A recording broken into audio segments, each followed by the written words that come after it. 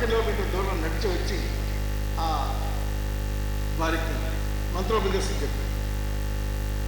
అది సీతామహర్షి గారి మాటల్లో ఆవిడ ఎలా చెప్పారంటే, మమ్ము పాలింపగా నాసుతి నీకేర్పట్టి నడిచి వచ్చిన స్వామిని చూచేను, మా ఇంట నడుగుగా పొంగిపోయాను, మన్నించి మమ్ము పిలిచి మహామంత్రము నీయ సతీసుతులతో చెప్పించుకున్నాను, స్వామిని సర్వసాక్షిని తెలుసుకున్నాను, సాష్టాంగమును చేయ స్వామి శరమున కరముంచి దీవింప మొదమందేను, ముక్తినిచ్చే స్వామిని తెలుసుకున్నాను.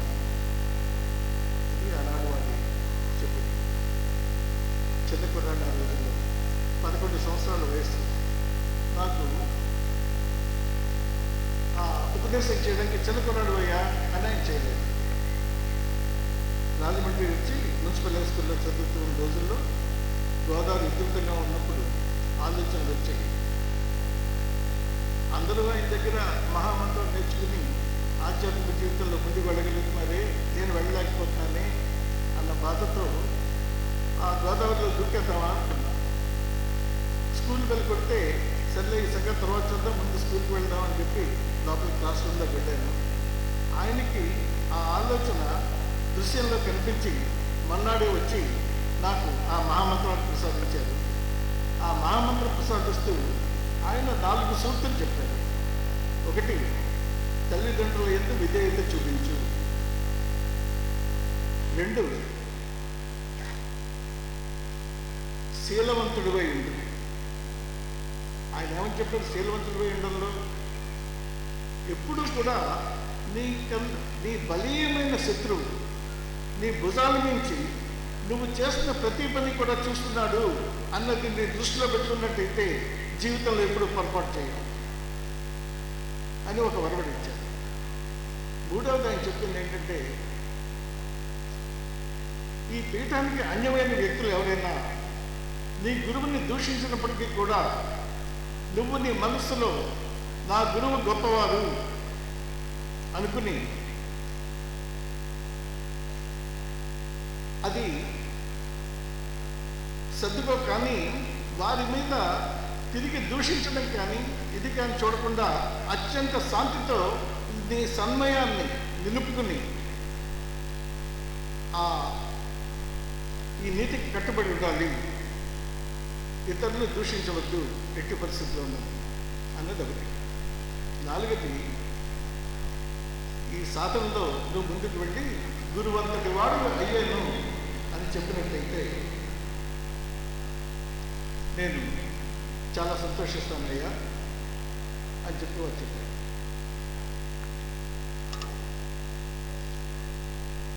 ఆయన సామాన్యుల్లో ఒకరికి ఉండేవాడు. గోదావరి స్టేషన్ నుంచి రామట్టకి ఆ రోజుల్లో గౌతమి లైబ్రరీ దగ్గరలో ఉన్న మా ఇంటికి సుబ్రహ్మణ్యానం మైదానం మధ్యలోంచి ఆలోస్తూ పెద్ద మర్రి చెట్టు ఉండేది. ఆ కింద నుంచి నడుచుకుంటూ వచ్చేవాడు.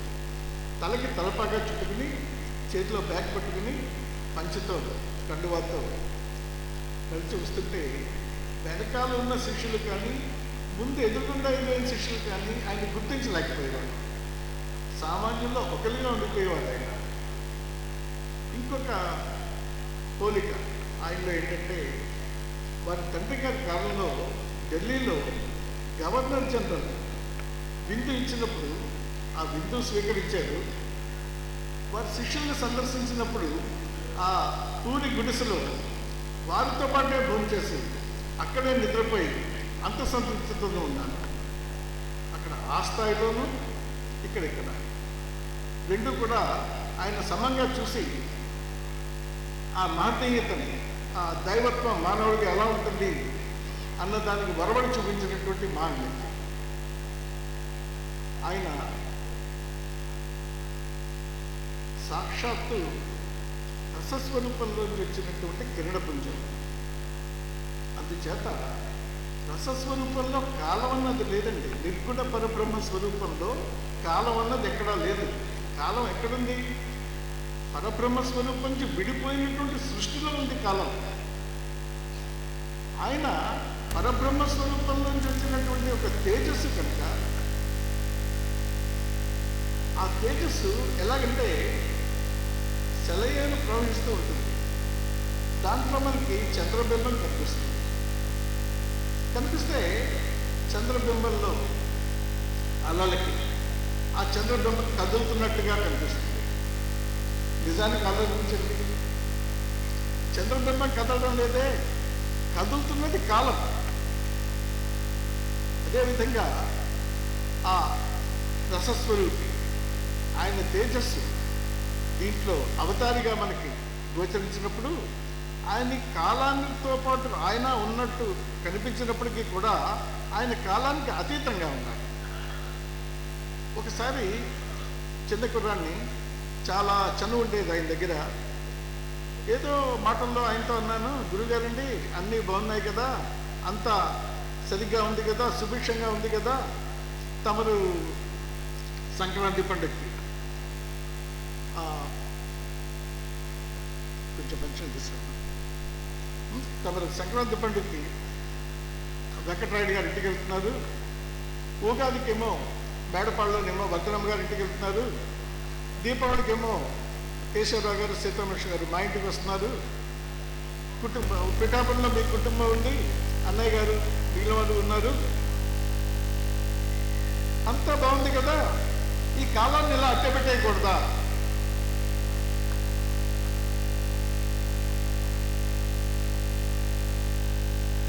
ఈ కాలం ఇలా ఉండిపోతేనో, మీరు సర్వసమర్థులు కదా, ఈ కాలాన్ని ఇక్కడ నిలిపోయండి అన్నారు. అంటే వారు అన్నారు, కాలాన్ని నిలపడం సాధ్యం కాదయ్యా అన్నారు. చేయొచ్చు కానీ సాధ్యం కాదు, చేయకూడదు అన్నారు. నేను అన్నాను, పోనీ ఒక్క 5 సెకండ్ల పాటు కాలాన్ని ఆపి చూద్దామండి ఎలా ఉంటుందో అన్నాను నా కూతురులకు. అంటే వారు అన్నారు, లేదు కృష్ణ, క్షణంలో 100,000 భాగమైనా కానీ కాలం ఆగినట్టయితే ప్రళయం వస్తుంది అన్నారు. కానీ మనం కాలానికి అతీతంగా ఉండొచ్చు అన్నారు. అది ఎలాగంటే, దానికి నేను 2-3 సంఘటనలు చెప్తాను. ఒకరోజు వారు రాజమండ్రిలో బయలుదేరి పిఠాపురం వస్తున్నారు వారి కారులో. వెనకాల సోదరులు ఉమేష్ కూర్చుని ఉన్నారు. కారు నడుపుతున్నది మా దువ్వరాజు గారు. నాలా చెరువు దగ్గరికి వచ్చేటప్పటికి అనేక మంది దృఢమైన వ్యక్తులు కర్రలు తీసుకుని కారుకి ఎదురుగుండా ప్రమాదం కలిగించేటటువంటి ఉద్దేశంతో కారు మీదకి వస్తున్నారు. రాజుగారు ఇది చూసి స్వామి వైపు తిరిగి, అయ్యా ఎదురుగుండా ఆపద వస్తోంది, ఏం చేద్దాం అన్నారు. అంటే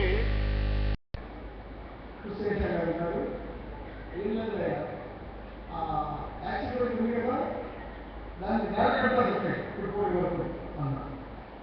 అంటే ఎదురుగుండా ఆయన కడుపు మూసుకుని ఆ యాక్సిడెంట్ ఆ ఫుట్బాల్ వరకు ఉంటే ఇది కడుపు తిరిగి చూసేటప్పటికి నాలుగు రాజధాని వారు ఉన్నది పెద్దాపురం దగ్గర పిఠాపురం వచ్చేటటువంటి జంక్షన్లో ఉన్నారు. క్షణకాలంలో జరిగిన అద్భుతం ఈనాడు దీనికి ప్రత్యక్ష సాక్ష్యం ఉమేష్ దువ్వరాజు గారు ఈ సభలో. రెండవది, ఆయన కావాలంటే వారి దగ్గర మతాన్ని ఒక అత్యంత శాతత్వం రచిస్తున్నప్పుడు ఈశ్వరు వంకాలు నిలబడినప్పుడు ఆనాడు మహమ్మద్ పాటు చెప్తే మీరు ఎలా రాస్తున్నారు, అదేవిధంగా ఈ మదర్ ఆనాడు వేదవ్యాసం భారతం చెప్తుంటే విజ్ఞాసం లేకుండా రాస్తున్నాడు. అదేవిధంగా ఈ మదర్ ఆయన దగ్గర ఆయన చెప్తుంటే ఆ పుస్తకంతో గమనిస్తుంది. అది ఈనాటికి కూడా మా గ్రంథాల్లాగా వేదాంతంలో ప్రామాణిక గ్రంథంగా నిలబడింది. మానవత్వాన్ని ఈశ్వరత్వాన్ని మాట్లాడే ప్రత్యేక ఏంటి అని ప్రశ్న చేశారు. ఆ మదర్ రాత్రి ఒకసారి ఆయన కాడు పట్టుకుంటే ఆ నిద్రలో ఆయన ఇళ్ళలో కాలు ఒకసారి గట్టిగా వినియోగించేటప్పటికీ అది అతని గుండెలకు వెళ్ళి అంత దొంగలు పెట్టాడు. మొన్నటి పొద్దున్న వారు నిద్ర లేచిన తర్వాత మదర్ అడిగాడు, స్వామి నా వల్ల అపరాధం ఏమైంది? రాత్రి అంత గట్టిగా నా గుండె మీద దాన్ని దండించాడు అని అడిగాడు.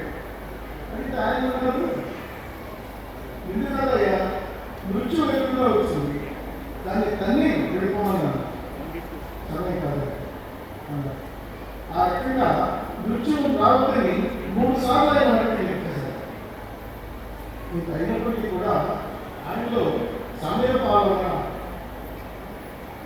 అనేది చాలా నిర్దిష్టంగా ఆయన చేశారు.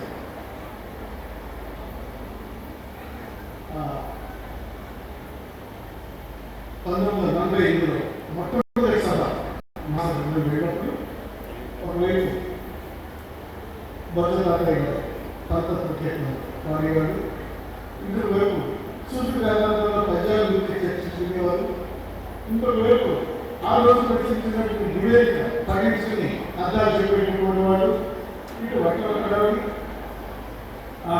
మంగాయం గారు ఆ వంటలు చూసుకోవడం, వీటన్నిటి నుంచి అది సాగుతుంటే 11:30 అయినప్పుడు అధికారులు సమాజంలోకి ఆరాధన చేస్తారు.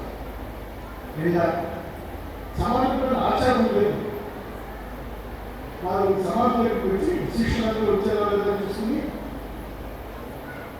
మా వీరవ గారు ఎక్కడ ఉన్నారు, శాస్త్రి గారు మీరెక్కడ, భద్రరావు గారు ఎక్కడున్నారు, సీతారామకృష్ణ వచ్చారా, కృష్ణ ఎక్కడున్నారు అని పిలిచి నన్ను పక్కన నుంచోబెట్టుకుని కుటుంబాన్ని ఎంత దొరుకుతుందని ఆయన ఆగమనం చేయడానికి కప్పుకున్నటువంటి ఆ తెల్లటి ఆ తగువ నా మీద కూడా కప్పి నాతో పాటు ఆయన ప్రార్థన చెప్పి చేసినటువంటి ఆరాధన నా జీవితంలో అత్యున్నతమైనటువంటి క్షణాలు బరుపుగా లేదు.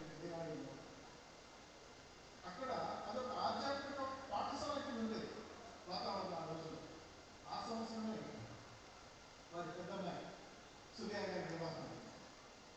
ఆ వివాహం చేస్తాను. ఆ తర్వాత ఒకసారి నాతో ఆయన మాట్లాడుతున్నప్పుడు తెలియజేశారు, వారి సత్యమణి వారికి ఆయన మంత్ర ఉద్దేశం చేయలేదు. మామూలుగా ఆయన ఏం చేసేవారు అంటే పిల్లలకి వివాహం సమయంలో అల్లుడికి కూతురికి కానీ కొడుకుకి వాళ్ళకి కానీ మంత్ర ఉద్దేశం అప్పుడు చేసేవారు, అంతవరకు చేసేవారు కాదు. ఈవిడ సమయంలో ఎలా ఉందో తెలియదు, అది జరగకుండా ఉంది. ఇది అమ్మగారు విని ఎలా కదండి తమకు చెప్పాలి, సమయం ఉంచిపోతుంది, మీరు ఆవిడకి ఉపదేశం చేయాలి అంటే ఆయన ఆలోచించి సరే మాకు సాయంత్రం 5 గంటలకి అమ్మగారు తీసుకుంటే నేను మంత్ర ఉపదేశం ఇస్తాను కొన్నాడు. ఏమైందంటే పిఠాపురంలో ఉన్నటువంటి హాస్పిటల్లో లేడీ డాక్టర్ లేరు. వారు మామూలుగా ఆ రోజుల్లో ముస్లిమ్స్ ఇచ్చేవారు ఎక్కువ. దాంట్లో ఏమైందంటే ఆ బాధితుని ప్రభుత్వ కుటుంబం వాడుకోవడాన్ని అయ్యగారి కుటుంబానికి రాకపోవడం చాలా ఉంది. వారు ఆ రోజునేమో అమ్మగారిని వారికి ఆహ్వానిస్తే వారు రామగారు తీసుకుని ఇద్దరు కలిసి ఆ లేడీ డాక్టర్ ఇంటికి వెళ్ళి మాట్లాడుకుంటారు. ఆఫీస్ ఇటు సమయం మించిపోతారు. అమ్మగారు నా అమ్మగారు 4-5 సార్లు ఆమెకు చెప్పినా అది ఫలితం లేకపోయింది. ఇటు సమాజం దగ్గర అయ్యగారేమో కూర్చున్నారు, ఉపదేశం పెట్టారు. సాక్షాత్తు పరబ్రహ్మేశ్వరుడు ఆయన పెట్టినటువంటి బ్రహ్మముహూర్తం సమయపాలన తప్పడానికి వీలేదు. ఇటు అనుకునే వ్యక్తులు రావడం లేదు. ఆయన గంభీర హృదయంలో ఉంది. అమ్మగారు మా అమ్మగారు రాత్రి తీసుకొచ్చేటప్పటికి సమయం మించిపోయింది. అనుకున్న సమయంలో చెప్పలేదు కనుక వారికి మతం చెప్పడానికి అంగీకారంగా లేదు. వారు వచ్చేసి చూస్తే తుఫాను ముందు సముద్రంలో ఉన్న ప్రశాంతత, కొండ మీద అగ్నిపర్వతం బద్దలయ్యే ముందు దాంట్లో ఉన్నటువంటి ప్రశాంతత. ఆ రకంగా వాళ్ళు ఆయన వచ్చేస్తుంది. అమ్మగారి ప్రశ్న క్షమించి వారి మహాత్మాతం జరిగింది. ఆ బ్రహ్మముహూర్తాన్ని మనం ఎవరో రాలేకపోయాం. ఆవిడ తీసుకురాలేకపోయాం. ఎలా సర్దుకోవాలి చెప్పడానికి తెలియదు. అప్పుడు ఆవిడ శ్రీకృష్ణుడు భీష్ముడిని సంహరిస్తానని చక్రం తీసుకొస్తే భీష్ముడు అదే శ్రీకృష్ణుడు ఏ రకంగా సరిపోయాడో ఆ పద్యం ఆవిడ పండించారు. చక్రంపు చేపట్టి చల్లించబడిన పలి ఉన్న పచ్చని పట్టముగా నేను భీష్ముడి చదువుతుంది ముందు కాదు విడువ మధ్యన ఎంచి మధ్యసి కలుస్తూ గలది చందించి దేవుడిని నీకు నాకు అని ఆయన ఈ నమస్కారం చేస్తే ఆయన చిరునవ్వు నవ్వి ఇంకొక రోజు నేను సమయం చూసి చెప్తానన్నా అని చెప్పి సాగించాను. దైవస్వరూపం కాలానికి అతీతంగా ఉండేవారు. ఆ సమయం వాళ్ళు ఎలా చేశారు. ఆయన రాసినటువంటి శాస్త్రంలో ముందు పద్యంలో ఒక భాగం ఉంది. రవిసుధాంశుల వరకు పీఠ వలన రంజీలు అనేవారు.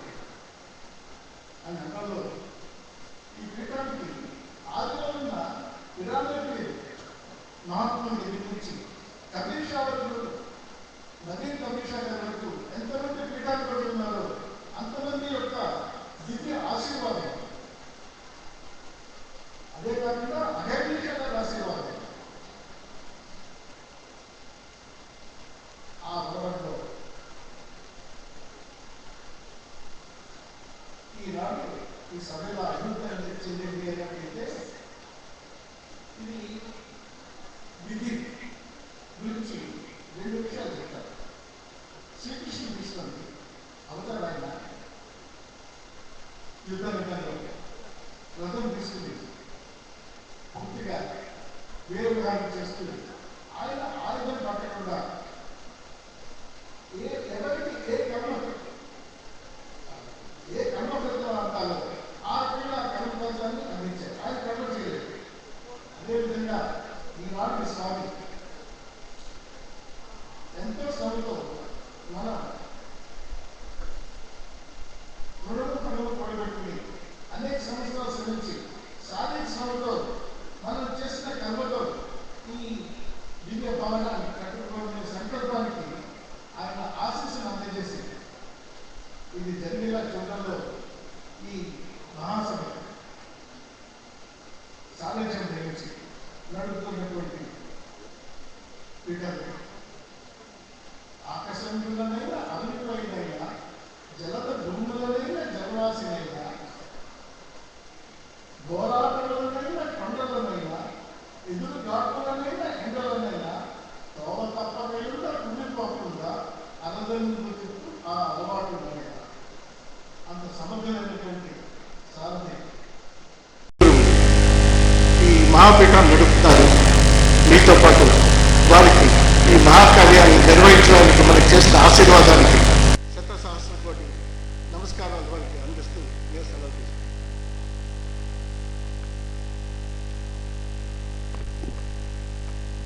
శ్రీ ఎస్ఎల్కే ప్రసాదరావు గారు, మన యొక్క పీఠాధిపతులు హుస్సేన్ షా గారు, బ్రహ్మర్షి మొద్దీన్ బాషా గారు, ఉమ్రాలి షా గారు కూడా ఏ విధంగా అవతార స్వరూపులు, ఏ విధంగా వారు శ్రీకృష్ణ పరమాత్మగా, శ్రీరామచంద్రుడిగా వారి యొక్క అవతార స్వరూపులు అని ఏ విధంగా అనేటువంటిది వారి యొక్క అనుభవాల ద్వారా మనకి స్వత తెలియచేయడమే కాకుండా స్వామీయ సర్వసాక్షి అని చెప్పి శ్లాఘించారు. సభ్యులు శీలవంతులుగా ఉండాలి అని చెప్పి, గురువును దూషించవద్దని చెప్పి, గురువును ఎవరైనా సరే దూషించినా సరే ఓర్పు సహనంతో ఉండాలి అని చెప్పి, గురువంతుడి వాడు అయితే సంతోషిస్తాను అని చెప్పి హుస్సేన్ షా గారు వారికి ధర్మోపదేశం చేశారని చెప్పి చెప్పడమే కాకుండా అవతార్ హుస్సేన్ షా సాక్షాత్తు రసస్వరూపం నుండి వచ్చినటువంటి తేజస్వరూపంగా వర్ణించారు. సద్గురువు కాలానికి అతీతులు అనేటువంటి విషయాన్ని కూడా అనుభవపూర్వకంగా తెలియజేశారు. వారికి మన సభతరణ కృతజ్ఞతలు. ఇప్పుడు స్వామి యొక్క ప్రసంగాన్ని అత్యంత భక్తి శ్రద్ధలతో వినాల్సిందిగా మనవి. దయచేసి ఎవరు కూడా అటు ఇటు తిరగడానికి వీల్లేదు. అమ్మా, స్వామి యొక్క మహోపన్యాసాన్ని అందరూ కూడా అత్యంత భక్తి శ్రద్ధలతో వినాలి. ఎవరు కూడా అటు ఇటు తిరగడానికి వీల్లేదు